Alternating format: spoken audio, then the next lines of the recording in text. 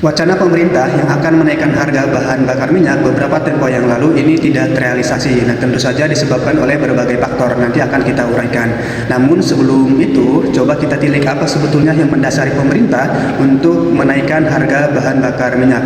Nah, tentu saja kalau kita menilik pada peristiwa konflik yang hari ini sedang merambah di Timur Tengah antara Amerika Serikat, Israel, dan juga Iran, itu menjadi salah satu faktor determinan kenapa kemudian negara-negara di dunia termasuk juga Indonesia berupaya untuk memberikan penyesuaian atau kenaikan tarif terhadap bahan bakar minyak. Salah satunya karena fiskal yang tertekan akibat situasi polemik tersebut.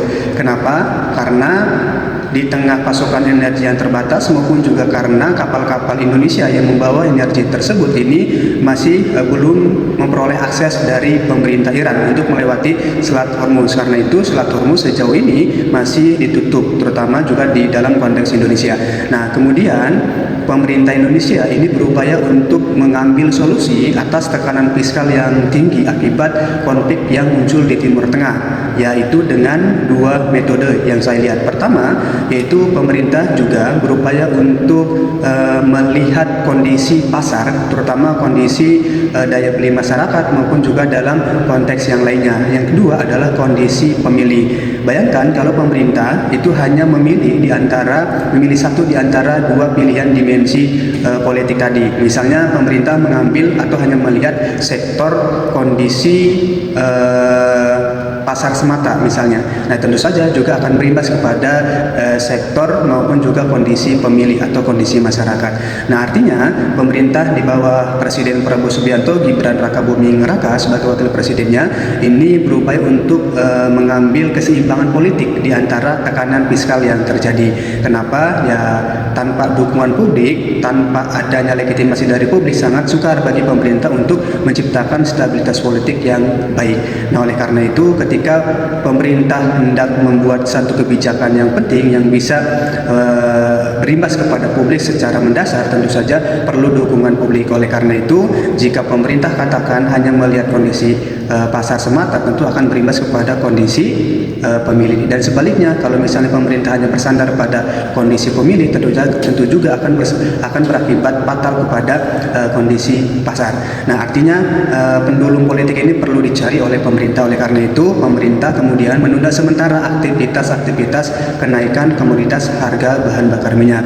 Nah, selain itu, kalau kita tilik misalnya ke belakang, kenapa sih kemudian ini perlu diseimbangkan ataupun pendulum politik ini perlu dijaga? Karena sejauh ini kalau teman-teman lihat catatan dari survei yang dikeluarkan oleh Indikator Politik Indonesia menunjukkan trust publik terhadap pemerintahan Prabowo Gibran ini dinilai cukup puas dan juga sangat puas, maupun juga dengan penilaian lainnya. Artinya ada sebagian publik yang menilai bahwa kepemimpinan politik Prabowo Gibran ini cukup puas maupun juga dengan sangat puas. Namun kalau kita lihat banyak responden, banyak masyarakat yang menilai dengan kategori cukup puas. Nah, dengan kata lain, ketika masyarakat atau pemilih maupun responden menilai dengan kriteria cukup puas, maka pemerintah, terutama figur Presiden Prabowo Subianto dan Wakil Presiden Gibran Rakabuming Raka ini perlu mencari solusi maupun juga metode lainnya. Kenapa? Karena ketika responden, pemilih maupun juga masyarakat menilai dengan kategori nilai cukup puas, maka ada dua kemungkinan. Pertama, pemilih tersebut itu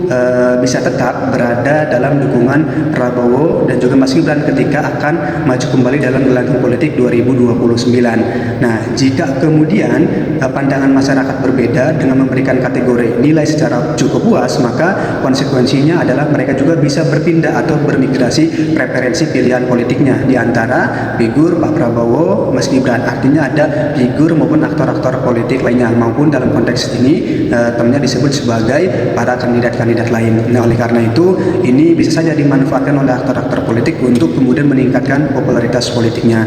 Kenapa?